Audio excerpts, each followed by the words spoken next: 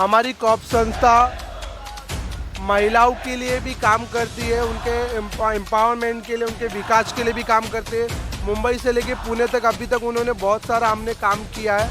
बहुत सारे एजुकेशन में जो बच्चे जो कोरोना काल में उनको जो तकलीफ़ हुआ था, कोरोना काल में उनको एडमिशन नहीं हो रहा था, किस बच्चे को निकाल दिया, तो उनके हक के लिए भी हमने मुंबई से लेके पुणे तक पूरे महाराष्ट्र में हमने उनकी लड़ाई लड़े। और हमारे कॉप माध्यम से ही हमने इस आंदोलन किया था कि 25% जो पैसा है वो कम 25% कम होना चाहिए फीस में जो कोरोना काल पे थे। और उस माध्यम से वो जीआर पास हुआ था और कॉप्स ऑर्गेनाइजेशन ने उसमें भी एक सक्सेस पाया था। तो कॉप्स ऑर्गेनाइजेशन पब्लिक सेफ्टी के लिए काम करते हैं और उनके हित के लिए काम करते हैं और अभी तक उन्हीं के लिए काम करें। तो हमारा यही मुद्दा है कि 13 जो मुद्दा है उस 13 मुद्दे पे लोगों को न्याय मिले और वो आगे भविष्य में आगे बढ़े। तो जब तक कॉप्स ऑर्गेनाइजेशन को ये 13 मुद्दे का न्याय नहीं मिलेगा, हम लोग हमारे उपोषण में बैठे रहेंगे।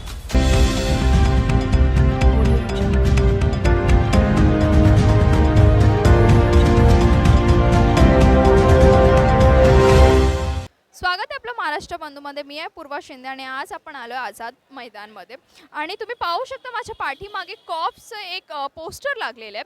कॉप्स बद्दल मी जर तुम्हाला सांगू तर केअर ऑफ पब्लिक सेफ्टी आहे, ही असोसिएशन आहे आणि ही जी असोसिएशन कशी काम करते मी तुम्हाला सांगते. तर जनतेचे जे प्रॉब्लेम्स आहेत ना ही लोक सॉल्व्ह करतात आणि जे पण लोक जे प्रॉब्लेममध्ये फेस करतात या स्टुडंट्स करतात त्यांचे प्रॉब्लेम सॉल्व्ह करण्यासाठी हे जे कॉप्स आहे, कॉप्स असोसिएशन ही सॉल्व्ह करते. आणि आज त्यांचं आझाद मैदानमध्ये आमरण उपोषण आहे. उपोषण आमच्या हक्कासाठी, उपोषण आमच्या न्यायासाठी. हे 3 दिवसापासून हे उपोषण, आमरण उपोषण हे करतात. 3 दिवसापासून आझाद मैदानमध्ये उच्च व तंत्र शिक्षण विभागातील 13 मागण्यांसाठी आझाद मैदानावर 20 सप्टेंबर 2022 पासून कॉप्स विद्यार्थी संघटनेचे अध्यक्ष अमर जालिंदर एकाड आमरण उपोषण करीत आहेत. हे जे आमरण उपोषण हे लोक करत आहेत ते 3 दिवसापासून आझाद मैदानमध्ये करत आहेत आणि ह्यांच्या 13 मागण्या आहेत. ते आपण काय आहे ते आपण आजच्या व्हिडिओमध्ये जाणून घेणार आहोत की ह्यांच्या काय 13 मागण्या आहेत. मी आता बघितलं तुमचं पोस्टर, त्याच्यावरती लिहिलं 13 मागण्या करून आणि वरती लिहिलं पण आहे केअर ऑफ पब्लिक सेफ्टी आहेत. तुम्ही केअर ऑफ पब्लिक सेफ्टीमधून इथे आलात ते आम्हाला समजलं आहे आणि आमरण उपोषण करताय तुम्ही लगत 3 दिवसापासून. आमच्या व्ह्युअर्सला पहिली गोष्ट तर हे सांगा की कॉप्स ॲक्च्युली काम कशी करते, ही जी असोसिएशन आहे ती कशा प्रकारे काम करते. कॉप्स जी आहे ती केअर ऑफ पब्लिक सेफ्टी शासनमान्य सामाजिक संस्था आहे जी 1860 ॲक्ट आणि 1950 ॲक्टनुसार रजिस्टर केलेली आहे.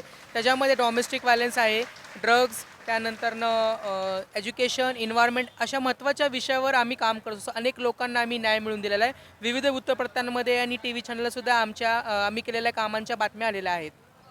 सो ह्या ज्या 13 मागण्या त्यातून इम्पॉर्टन्स तुमचे विषय कोणते कोणते आहेत.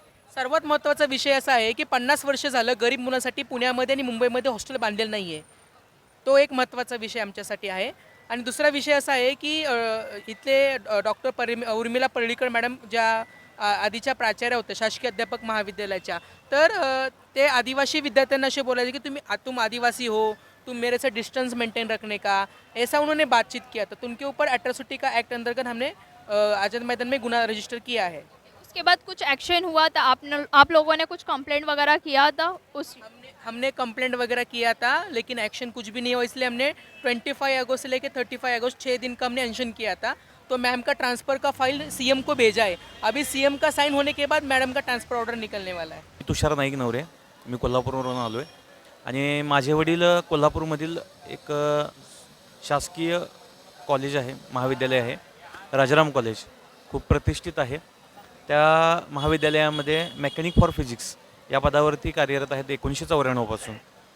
आणि 2008 साली शासनाचा एक JR जारी झाला होता. त्याच्यानुसार शासकीय कर्मचारी जे 738 शासकीय कर्मचारी आहेत ते अतिरिक्त असल्यामुळे त्यांचं जे काय आहे पद आहे ते रिक्त करण्यात येणार होतं. मग त्या 738 पैकी 338 पदांवरती कोणीही कार्यरत नव्हतं, त्यामुळे ती पदं रद्द करण्यात आली. परंतु जी 400 पदं होती त्याच्यावरती लोक कामं करत होती. आणि त्या लोकांना रोजगार मिळावा, वेतन मिळावं म्हणून ती 400 अधिसंख्य पदं ही सेवेत सामावून घेण्यात आली. आणि असा निर्णय देण्यात आला की ही 400 पदं या पदांवरती जे लोक काम करतात ते जोपर्यंत मयत होत नाहीत किंवा रिटायर्ड होत नाहीत तोपर्यंत ही पदं चालू राहतील. आणि जर ते हळूहळू जसे जसे मयत होतील किंवा रिटायर्ड होतील तशी तशी ती हळूहळू पदं ती बंद होतील असा तो निर्णय होता. परंतु त्यावेळचे सहसंचालक बाबासाहेब कदम यांनी या जी आरचा चुकीचा अर्थ लावून आमच्या वडिलांकडे 2 लाख रुपये लाचेची मागणी केली. आमच्या वडिलांनी सांगितलं की मुळात या तुम्ही जे म्हणताय त्याप्रमाणे आम्ही तुम्हाला पैसे देऊ शकत नाही कारण की आमची परिस्थिती पण तेवढी नाही आणि मला निलंबित पण करता येत नाही. आणि त्याबद्दल त्यांनी कारणे दाखवा नोटीस पण त्यांना बजावली पप्पांना. पप्पांनी त्या कारणे दाखवा नोटीसला उत्तर पण दिलं की मुळात तुम्ही जी कारवाई करता ही चुकीची आहे कारण की शासनाचा जो जी आर आहे तो पण त्यांनी त्याला जोडून दिला होता. तरीही संचालकांनी त्यावेळी लाच न मिळाल्यामुळे पप्पांना आमच्या कामावरून काढून टाकलं. आणि ही केस 2010 ते 2014 या कालावधीमध्ये मुंबईच्या मॅट कोर्टामध्ये चालू होती.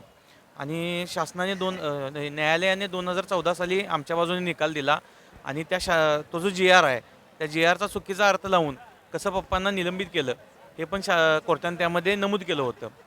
आणि आमची अशी मागणी आहे आता की 2010 ते 2014 या कालावधीमध्ये आमचे पप्पा म्हणजे कामावरती नव्हते आणि त्या काळात आमचं आर्थिक नुकसान झालं. आमचं राहतं घर विकलं आम्ही कारण की कोर्टाला पैसे घालायचे होते आणि सावकाराचं भरपूर कर्जही आम्हाला त्या काळामध्ये झालं होतं. आणि त्या काळातला जो पगार आहे 44 महिन्यांचा तो आम्हाला देण्यात यावा अशी आम्ही शासनाकडे विनंती केलेली आहे. मेरा नाम आलोक कनौजिया, मुंबई कॉप्स युवा अध्यक्ष. आज आमरण उपोषण में इसलिए हम लोग बैठे हैं कि हमारे 13 मुद्दा है जो लोगों के लिए हम काम करते हैं. वो 13 मुद्दा लोगों के लिए है. उसमें से एक ऐसा मुद्दा है जो विद्यार्थियों के लिए है, जो गरीब बच्चे हैं, जो कॉलेजों में रिफंडेबल जो डिपॉजिट पैसा है वो बहुत कॉलेजों में जमा है.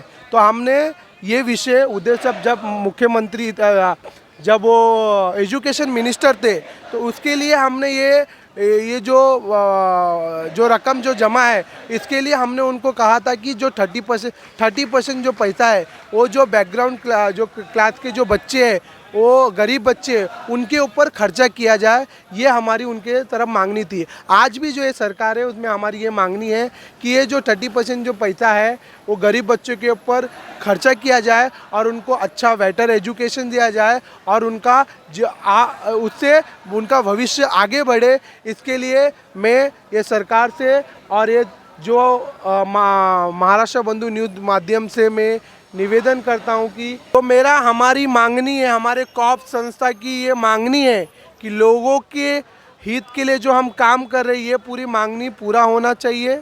इसीलिए आज हम लोग इस आज़ाद मैदान में अमर उपोषण के लिए हम लोग यहाँ पे बैठे हैं.